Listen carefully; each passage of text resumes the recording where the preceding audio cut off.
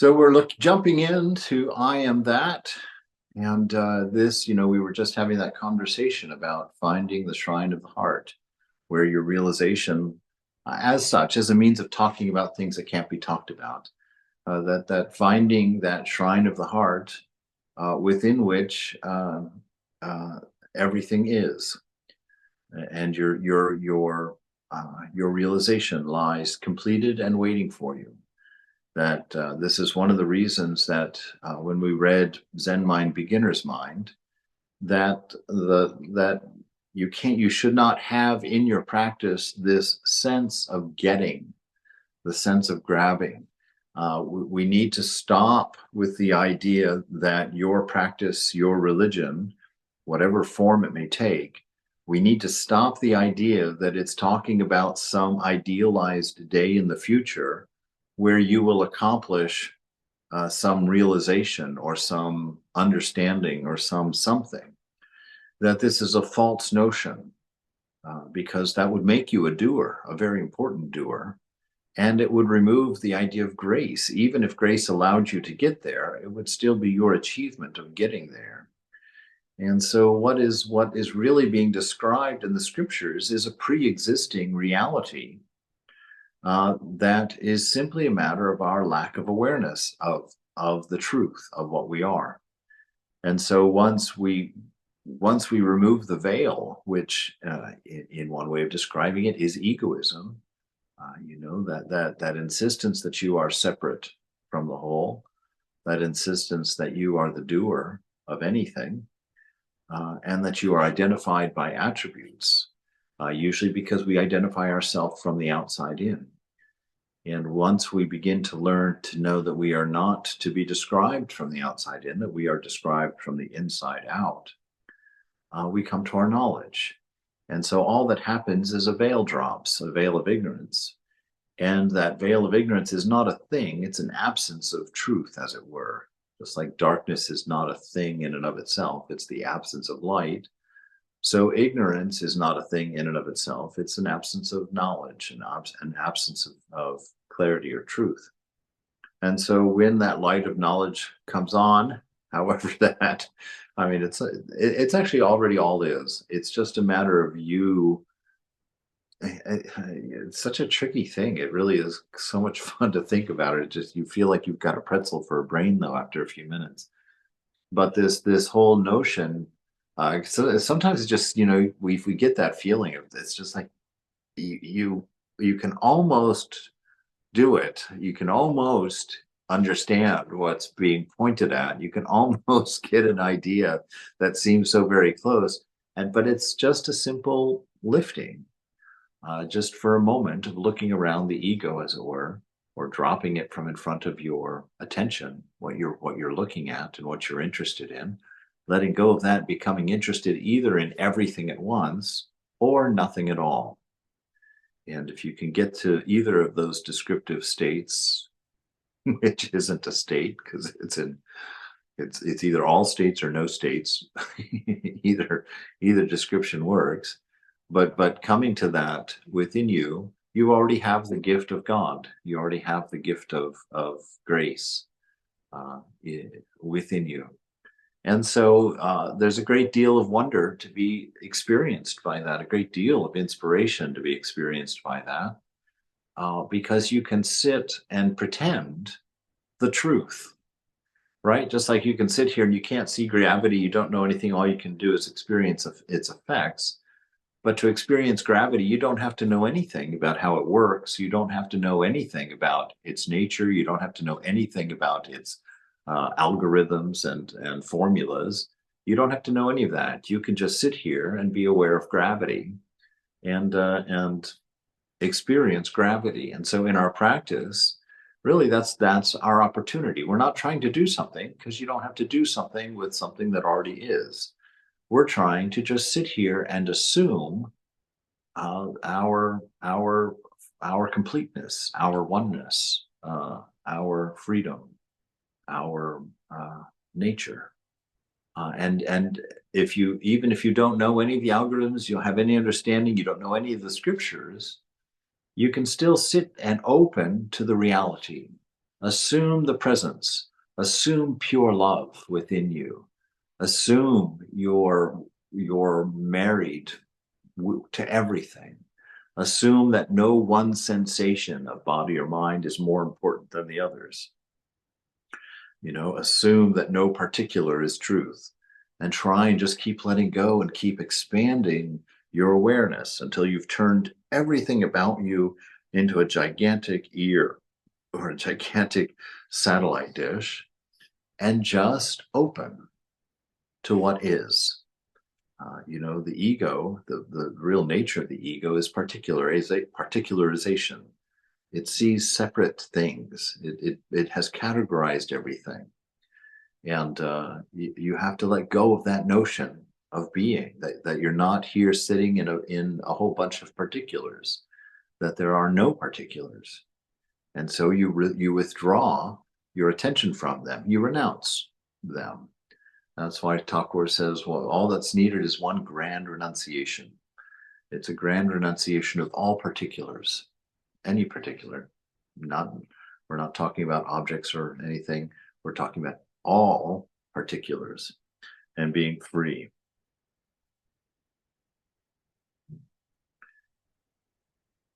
All right, and Sri Nisargadatta, you remember our last week we talked about this wonderful, beautiful idea of wise love. The combination of the Satchitananda, but taking out the existence, since that's the one thing we can know that we have quite simply. But this wise love is the thing that unites all of the particulars. He said in his last sentence, it is wise love that makes the two one. And what are the two? The two is the observer and the observed within, Shiva and Shakti. Right? You've got awareness, which is God, which you can't say. You can't say anything is God, but awareness is that. And awareness of awareness that we've read in other places from Sri Nisargadatta, that is the devotee, that's you. That's the separate self. And so we've got to realize that what we are aware of and the awareness itself are not different. And the one thing that unites them together, that makes that unity obvious, is wise love. And so the questioner starts off from that place. He says, some people are stupid and some are intelligent. The difference is in their psyche. Okay, so he's mistaking here the idea that intelligence is your brain, your psyche, that it's a thing separate from you, that it's a part of the tool that you're using, part of the brain. Maharaj, which section? I'm sorry. Let me backtrack here and see. We are in 21. Who am I? Okay, thank you. Sure. And we're just about in my electronic copy. We're 2 pages into it. Okay, great. Oh wait, no, that's yeah, well, a little over 2 pages. And so we're on the questioner, and he's saying some people are stupid, some are intelligent. That's how he starts his question. And the difference is in their psyche. So you see, he has taken the world to be real. He's taken the tools of mind to be real, and he's placed the idea of intelligence as being something that is outside of himself, that he uses, that belongs to psyche. And he says the ripe ones have more experience behind them.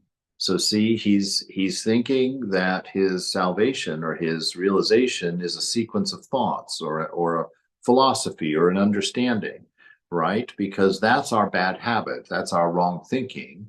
We want to know how we are. What do? We go to 2 places to find out how we are.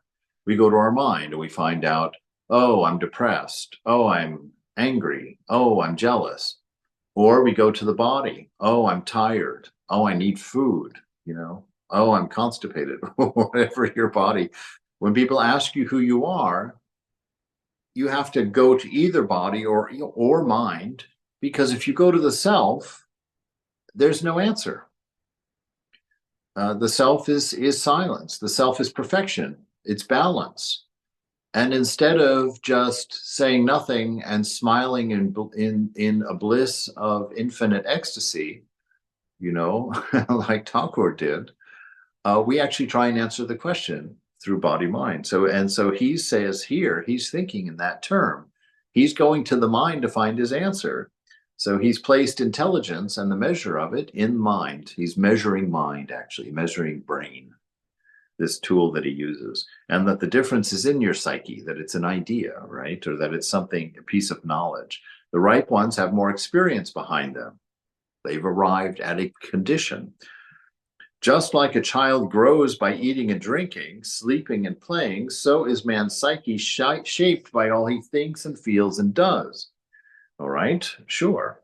But all that changes is unreal, according to Sri Ramakrishna, until it is perfect enough to serve as a bridge between the spirit and body. Oh boy.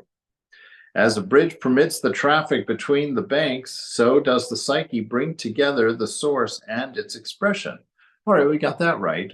But it's not the psyche that brings them together. It's this wise love. It's this isness. It's that which is the container of psyche and body, or spirit and body. Maharaj actually says that. I jumped ahead. He says, call it love. The bridge is love. It is the wise love within you that is the tie that binds the seeming two together, the world of change and that which is the absolute unchanging.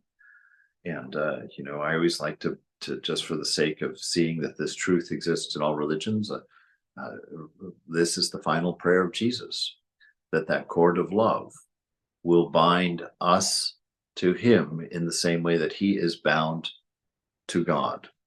You know, that Jesus is in God and we are in Jesus, and that the two are bound together by a cord of love.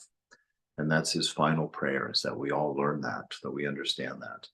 And so we see here that the bhakta, the bhakti, the bhakta, Jesus, you know, the incarnation, and the path of bhakta that is falling in love with Jesus to be drawn into the one, is just another description of the ultimate reality of the jnana as well, just placed into a different world of ideas and words. That the truth is one, that we're being drawn together, and we're going to still call it love, even within jnana. So call it love. The bridge is love, and that goes on. That is true at every level in our life. Questioner, ultimately all is experience. Now see, he's doing the same thing again. You know, you can't have an experience unless you've got two, and how can all be two? Ultimately, all is experience. Whatever we think, feel, do is experience. Which really isn't true. It's not what you think, feel, and do. When you identify with ego, when you think that you are the doer, you are actually in the past, right? You're living in the past, because ego is composed fully of your past. It's not composed of the present moment. And so by identifying yourself as a doer, as an experiencer, you're sitting on the edge of the past and looking at the moment. That's experience. To sit at the edge of past and to observe the present is experience. To be the experience, to be the moment, to be present is a complete lack of experience. It's isness. It doesn't become experience until you separate from it and calculate it, put it somewhere in your head, store it up. So experience is when we identify with the ego, we sit at the edge, we literally sit at the edge of the fountain of the past, and we look at the present. And that is experience. Ultimately, all is experience. Whatever we think, feel, do is experience. Behind it is the experiencer.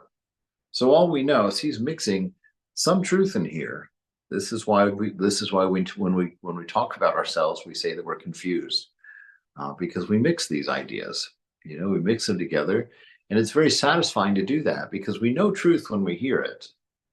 But it's very difficult when you have some truth and some ignorance and you hear it, because you're going to get the sense of knowing. You're going to get that ding like, oh, I know something, but you haven't sorted out the ignorance from the knowledge.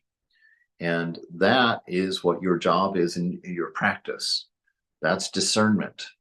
That's going in and saying, okay, what are we going to use to discern? That which is changing is unreal. That which is unchanging alone is real. And the Bhakta says the exact same thing. God has become all things. There's another idea there. It'll come back in a moment. So all we know consists of these two, the experiencer and the experience. Right, because he's talking about worldly knowledge. He's talking about the arrangements of thoughts and ideas within the mind, within the relative experience of mind. Because what mind is doing, it's fascinating. We've mentioned this before, but it's always good to be reminded, thankfully, otherwise I'd never have something to say. But this notion of mind, it knows oneness, right? Even the mind and its ignorance, it has an idea. The idea of oneness is within us because it's our very nature. So it's there. Same with our immortality and the same with infinity. Those things are there because we brought them into the world with us. And so the mind has this idea. And so the mind is collecting the oneness through five gates, through the five gates of the senses. And through relational thinking, through relativity, it is trying to create within itself the oneness that it knows intuitively, but can't grasp, can't understand. And so our collection of worldly knowledge is an attempt to reconstruct the unity of the divine in the material world, because we're sitting at the edge of the past and viewing this material world, this what we think is a material world, because we have to turn it into that if we're going to believe that we are thinking and that we are the thinker and that the truth lies in our thinking and in our understanding, not understanding that it exists already and we're sitting on it, as it were. So ultimately, all is experience. This is part of his question, so this isn't a statement of truth. Whatever we think, feel, and do is experience. Okay, behind it is the experiencer. There's the one piece of truth that's giving him a sense of knowing what he's talking about, when in fact he said a few untrue things here in a row. So all we know consists of these two, the experiencer and the experience, but the two are really one. That is awesome. Very good. The experiencer alone is the experience. So he does get there. Very good. Still, the experiencer takes the experience to be outside. In the same way, the spirit and body are one. They only appear as two. And Maharaj says, well, he says that's not quite true. To the spirit, there is no second. So it's not that they're one, it's that there never was two. And so the spirit doesn't know what you're talking about when you're saying that two things have become one or going to become one or going to unite, because that spirit has no notion of boundary at all. If the spirit had a mind of its own, there'd be no boundary in it, because it would not even have the idea of separateness in there. That's why it's a wonderful experience to take that statement that we said earlier, that we see ourselves from the outside in. That's where our ignorance lies. Somebody asks, "Who are you?" Where do you start? You start from the outside. I'm a man. I'm 59. I live in Colorado. I like walks on the beach. I like chocolate. Oh, I hate bitter melon. We start describing ourselves from the outside and go in. Try and do the opposite, and you'll intuitively understand all of this. Because what will your first description be from the inside out? Nothing. Nothing. There's nothing that can be said from the inside out. All the attributes that you would begin describing are things that are leaking from the outside in, as it were. There's nothing from the inside out. There's no boundary there. There's no place there. You know, when you, wherever you are, go anywhere in this material world, and your sense of being will be the same. You're not a geolocation, and there is no way to locate that. Even when you think, where is that happening? These are all toys in my toy box of spiritual life. These are the things that I feel like really show us that these things are true. It's like when you're thinking, where is that? Where is that happening? It's not it's not a location. It's not a place. And so the other couple of weeks ago, this notion of using Thakur's mind instead of your own mind to meditate, why not? Because whose mind are you using? Where is that mind? You can't, there is no boundary there. You don't know whose mind you're using. You don't know where it is. You don't know what its boundaries are. There is no mind. There is no boundary in mind, because Thakur says all is mind. Everything is mind. So these thoughts, we should stop thinking that it's obvious that we use our own mind for meditation. We don't. We don't know what we're using, and we don't know where it is. And so we can make the assumption that we're using a perfect mind instead of using our own mind, because if you start off your meditation by using your mind, you've started off with the very problem you're trying to solve, right? Because you've put me in mind right there at the very beginning of your sitting down. Yeah, I'm going to use my mind to realize God. Well, that's your problem right there. Don't sit for another minute. You've just started wrong. You can't get there from there. So, you know, it's like getting on the on-ramp and going the wrong way in the freeway that has no exits to turn around. You can't do it. You've started off right away with the wrong assumption. So start off with the right assumption. I'm using Thakur's mind, or I'm using the mind, right?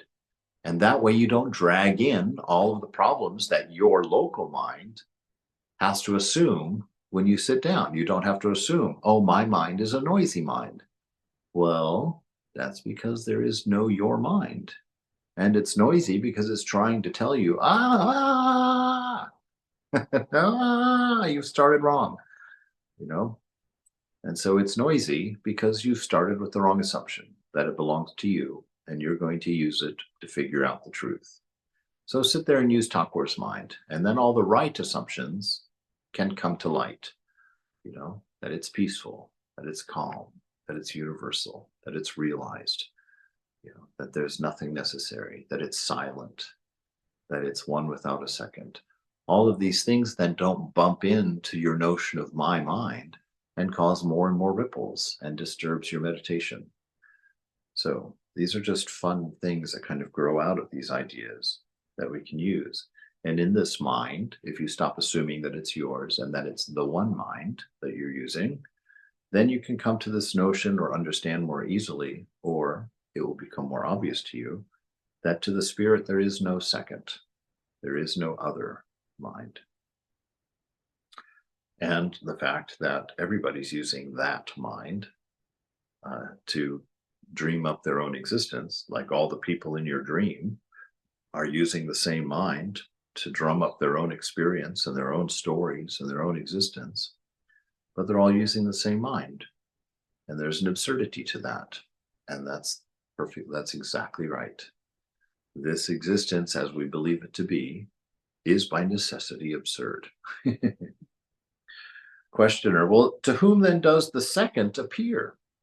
It seems to me that duality is an illusion induced by the imperfection of the psyche. When the psyche is perfect, duality is no longer seen. Maharaj, you have said it. Yeah, you've said it. Well, still, I have to repeat my very simple question. Who makes the distinction between sin and virtue? Maharaj, he who has a body sins with a body.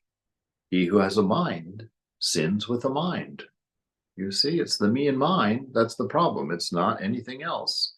That's the one and only impurity. Your only sin, and it's the only one you have, is the sin of egoism. And what is egoism? That I exist separate and apart from the whole. That is your only problem. Everything else that you do, that we consider the list of sins, is simply the result of that one mistake. So you don't have to go out and start putting out a billion forest fires. You've got one fire to put out.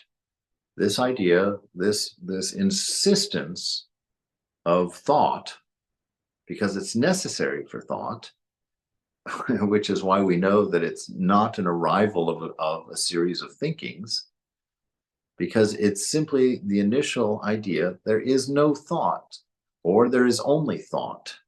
Either one of them works. But understand that none of them have anything to do with a thing called I. Nothing to do with that. That's what you're trying to do, is simply to get your white-knuckled grip on I being separate from the whole to let go, right? And it's not something to do, because if it's something to do, you're still maintaining an I, right? You're still maintaining a grip. So who is it that sees the two? He who has a body. So we have to get over that notion. That seems crazy, but it's not crazy. Let go of those notions, because it's obvious when you see this single mind that you have used to dream up a sense of separateness in the dream, instead of realizing that everything is using the same mind for its existence, for its love, and for its wisdom, and that there's a unity there. And that unity is known only in the silence of the sleeper, not in the noise of the dreamer, even though the two are one. He who has a mind sins with the mind. Questioner: well, surely the mere possession of mind and body does not compel to sin. No, because it is itself the sin. It is itself the impurity. Me and mine is the only impurity. There is no other impurity. There are a million subsets to that one impurity, a million indicators of that one impurity, but me and mine is the only impurity. Surely the mere possession of body and mind does not compel to sin. There must be a third factor at the root of it. Oh, good. Now we've got a start of a good philosophy. I come back again and again to this question of sin and virtue, because nowadays young people keep on saying that there is no such thing as sin, that one need not be squirmish and should follow the moment's desire readily. Ooh, that's dangerous. They will accept neither tradition nor authority, and can be influenced only by solid and honest thought, which is an absurdity, because they're accepting. Anyway, let him just say what he's saying. If they refrain from certain actions, it is through fear of police rather than by conviction. Undoubtedly, there is something in what they say, for we can see how our values change from place to place and time to time. For instance, killing in war is a great virtue today and may be considered a horrible crime the next century. Maharaj: a man who moves with the earth will necessarily experience days and nights. He who stays with the sun will know no darkness. My world is not yours. As I see it, you all are on a stage performing. There is no reality about your comings and goings, and your problems are so unreal, right? It's marvelous. The thing that I really love about this is that this riddle is your own creation, my own creation, the own creation. This riddle that's driving us crazy is our own riddle. And it is the cause of the whole thing. And its answer is that there was no riddle. There was nothing to try and figure out. But we've got this riddle, and we are just pulling our hair out trying to solve a riddle. But there is no riddle. And yet we keep coming back to our problem. But, right? Over and over.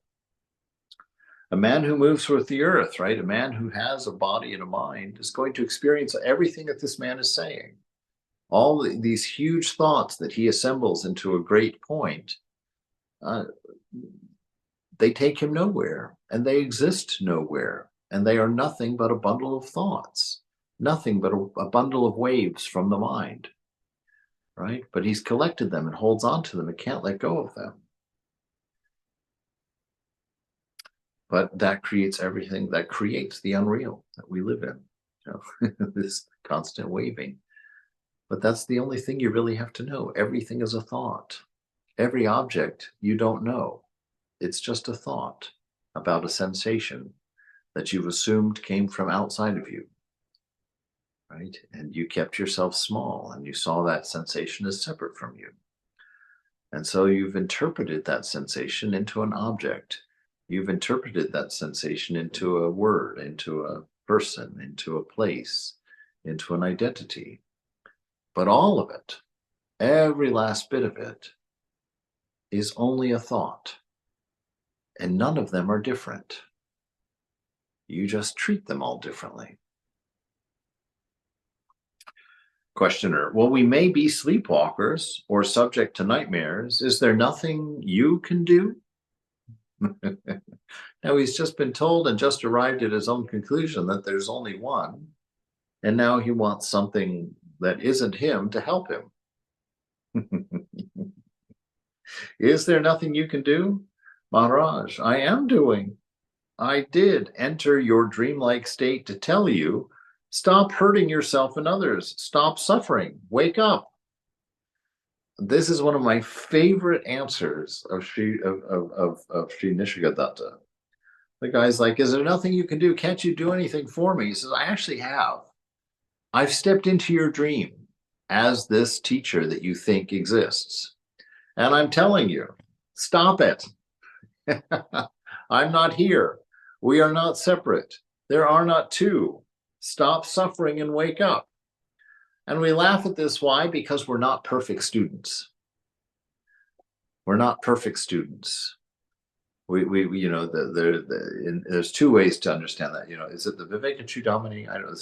I read that 25 years ago. I think where they list the perfect student, it's either, I think it's the Viveka Chudamani or the Vedanta Sara. It's one of those two books that I should pick up and go and remember once and for all which one it is. But where he lists all the qualities of a perfect student. And I remember the first time I read that, and I went to Swami Prabhutananda and I told him I'm going home. I said, I read the list of what's required to be a perfect student, and I said, I don't have a single quality from that list. There's not a single quality on there. I'm not even a student by that list of qualities. I said, what is he talking about? The perfect student has all those lists of qualities. Those are just the lists of qualities of a realized soul. If there was such a thing, a realized soul with qualities. But Ramakrishna, Swami Prabhupada, he turned to me and he said, no, see, that is the perfect student, meaning that is the ideal student.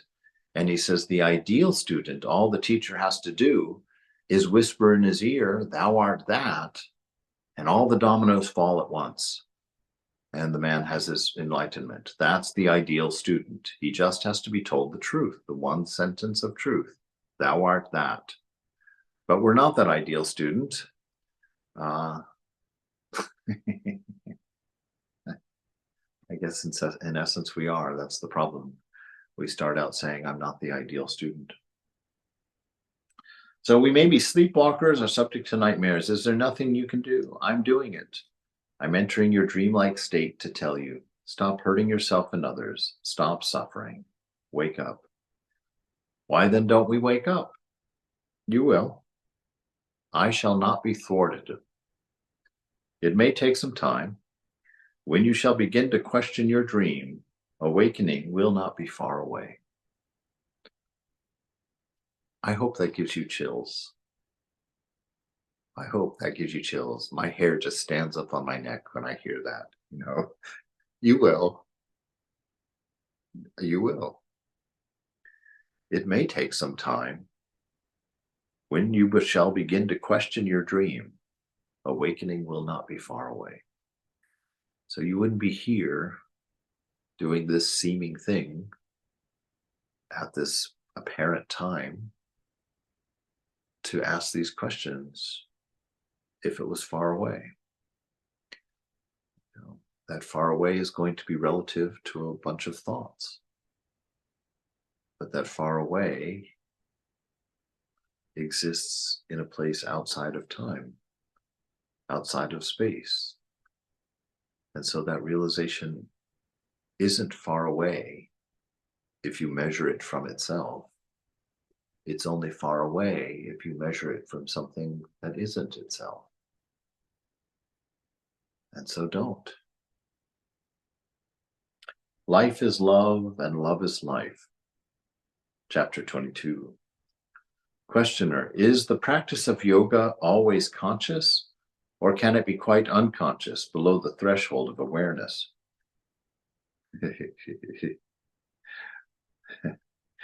This is bringing to mind, I'm laughing nervously always when these things kind of take us to the edge of the precipice. It's kind of a wonderful place. But is it always conscious or unconscious? See, we have a notion of like not being aware, right? We think that we're not aware, but we can't be unaware. We are always aware. What we drop is the awareness of awareness, right? That's what we drop. That's what we lose. We stop being aware that we're aware, and we call that unawareness. But realize you are always aware. And so it's just knowing that you are always aware. Maharaj, in the case of a beginner, the practice of yoga is often deliberate and requires great determination, right? Because the sense of I hasn't even begun to be questioned, let alone drop off. But those who are practicing sincerely for many years are intent on self-realization all the time, whether conscious of it or not. Unconscious sadhana is most effective because it is spontaneous and steady, right? This unconscious is because it's not ego-driven. It's not motivated by a sense of lack or need. This unconscious sadhana is the most effective. Questioner, well, what is the position of... Maharaj, could you speak a little bit more about that unconscious sadhana? Meaning, is it because when one is thinking of being aware of awareness, it becomes conscious sadhana, right? Is that how is to be interpreted? So unconscious sadhana then is the to me that would be just the knowing that is always there, even though one may not be aware of the knowing that you are aware of. To have that faith, that it's always there. And yes, for us, it'll be faith or grace, or what it is when things begin to drop off of their own accord. When you're no longer interested in something, it's no longer a matter of vice or virtue. It's done. It's not there. And so your obedience to that truth is no longer a conscious effort. When you've realized that something was not helpful to you, and you have stopped doing it, now you're no longer having to confront it all the time and make a conscious decision. No, I'm not going to do that. No, don't do that. Stay here. Don't do that. That drops off because it has become part of the expression of self. You've now removed a piece of dirt and the light is coming out naturally. That's unconscious sadhana. When you're naturally doing or naturally manifesting the sense, the self. All of this is illegal to say. I just never know how illegal to get on these things. But that's that notion. When you start spontaneously manifesting anything that's related to love, wisdom, and being, that's unconscious sadhana. It's you're doing what is true, as it were.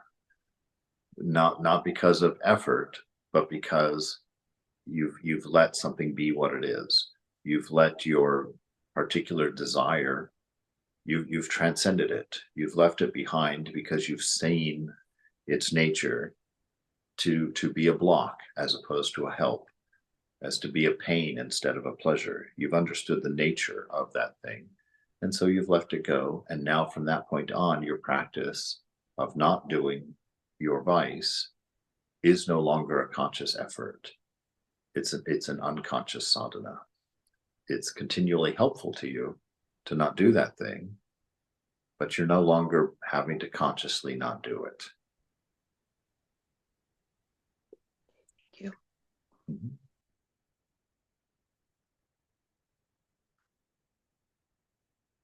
So unconscious sadhana is the most effective because it's spontaneous. It's not calculated. It's not part of the reflection. It's part of the source. And steady. Questioner, what is the position of the man who was a sincere student of yoga for some time and then got discouraged and abandoned all efforts? Maharaj, what a man appears to do or not to do is often deceptive. His apparent lethargy may be just a gathering of strength. The causes of our behavior are very subtle. One must not be quick to condemn or even to praise. Remember that yoga is the work of the inner self on the outer self. All that the outer self does is merely a response to the inner. Okay. What a man appears to do or not to do is often deceptive.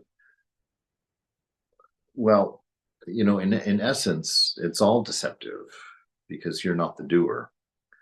So anything that you appear to do or not to do is often deceptive. Actually, I think what he's talking about there is not the doership itself that's often deceptive. It's the particular doing that may be deceptive.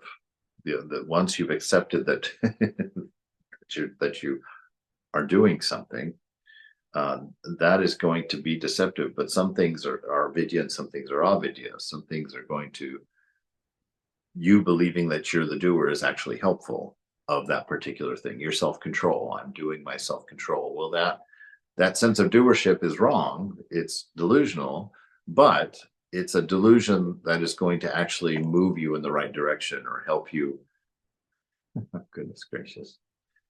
Really, it would be much better for us just to be quiet here for an hour than to chase our own tail around the room and think it's a tiger.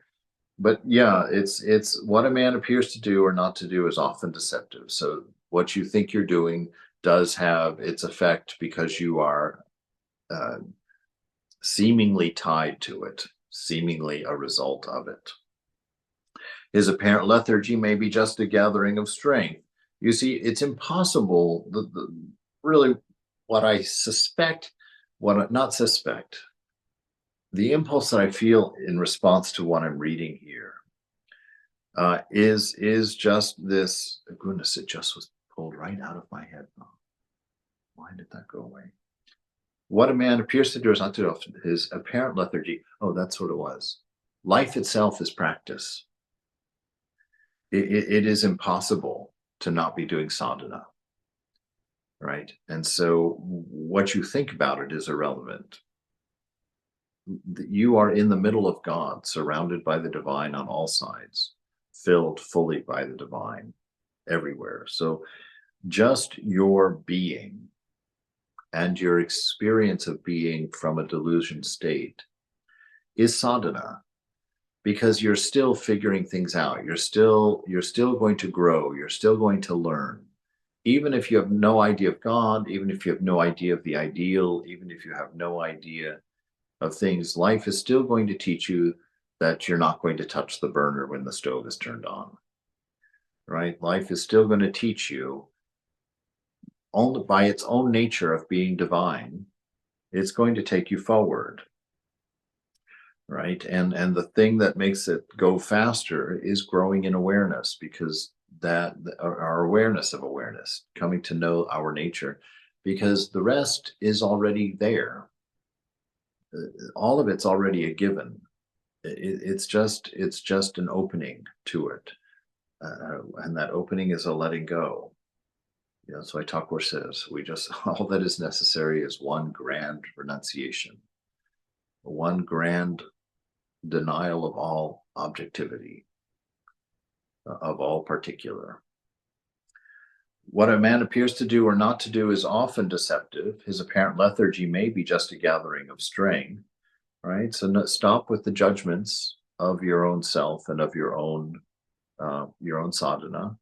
You know, I tell that story. One of the first things that I did in the shrine, you know, sitting there and I became aware, but I became aware that my mind was thinking of things that shouldn't be thought of anywhere, let alone in a shrine, in front of my mother, my divine mother. And I told my friend Philip, I said, I think I'm going to start meditating in my room, because with the kinds of things that are in this mind, it's better for me not to sit in mother's presence. You know, it's terrible with my mind. And I said, I can't meditate, yet. And he scolded me because he said, who are you to meditate, to judge your own meditation? Who are you to judge what's happening to you in the presence of your mother? He says, you have no idea. You're up here, but mother might have switched a switch way down here that isn't going to manifest for 5 years. And she did it this morning. And here you have the nerve to say that you've had a bad meditation and that you shouldn't sit in the shrine because you're embarrassed of it. Yours isn't to judge your meditation. Only a realized soul can know the quality of a meditation. Yours is to make yourself available. Yours is to sit in the light. The tan will take care of itself. Right? And so we sit in our meditation. We don't own our meditation. That would become problematic. So that's really what he's saying here. Be careful about what you think about what you're doing, because you're going to draw a lot of untruth into it, and that's going to make you react within your mind in ways that are not helpful to your freedom. The causes of our behavior are very subtle. We don't know them. If you want to know how utterly ridiculous your idea of your memory is, ask yourself to list in order all the things that you did yesterday, and don't leave any of it out. You will immediately realize you have no idea what you did yesterday. You have no memory at all of what you did yesterday. You remember at most 10 things out of 24 hours, that you can actually list and put into their order. Now that's yesterday. Tell me what you did at 2:59 on Sunday. Tell me anything. As every day passes, our memory becomes more and more made up, because your memory is only your attachments. They're not real. They're just the things you didn't let go of. And the older they get, the more you cling to them, because you can still remember them. So your memory is not something you should depend on. It's the ego. That's what's creating the ego, that you've imagined a thing called memory, which is really just a set of attachments. Call it your set of attachments, because it's not a memory. It's not an account of what you've done. It's anything but that. There's not even enough material there to make a piece of lace. You've got at best a few strings with a few knots in it, and you call it your life. Let go. The causes of our behavior are very subtle. One must not be quick to condemn, not even to praise. Have no opinion about these things, because you're not in a place to have an opinion about these things. How are you going to accurately describe anything about yourself when you don't know anything about yourself? Right? Remember that yoga is the work of the inner self on the outer self. All that the outer self does is merely in response to the inner, right? So don't get caught in this idea of inner outer. You're the inner, and you'll come to know that there is no outer. That's what the ultimate revelation of yoga is. There aren't two. There is no inner and outer. There is only that which is observing, that which is witnessing, through all the senses, even through the unmentioned sense, the watcher of the mind. All of these things. The questioner, oh, it's 5:04. Let's do one more question, we'll end. Still, the outer helps, Maharaj. How much can it help? And in what way? It has some control over the body and can improve its posture and breathing. Over the mind's thoughts and feelings, it has little mastery, for it is itself the mind. It is the inner that can control the outer. The outer will be wise to obey, right? That's why we turn into an observer. That's why we turn in, in our imaginary story that we're going through, solving our imaginary riddle.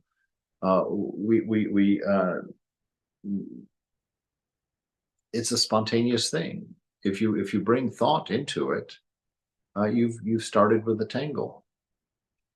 No thought is necessary for you to be what you are. No thought is necessary for realization. Realization actually is the absence of any thought, because thoughts are only waves. Thoughts are waves caused by one thing, this impurity of me and mine. That's it. And through listening, we become aware. We become aware of a very fundamental thing, that thinking is generally an absurdity. Because what will you think that you don't already know? Because the thinker and the listener of thoughts are the same person, are the same oneness in all of us. All right. Let me stop the recorder.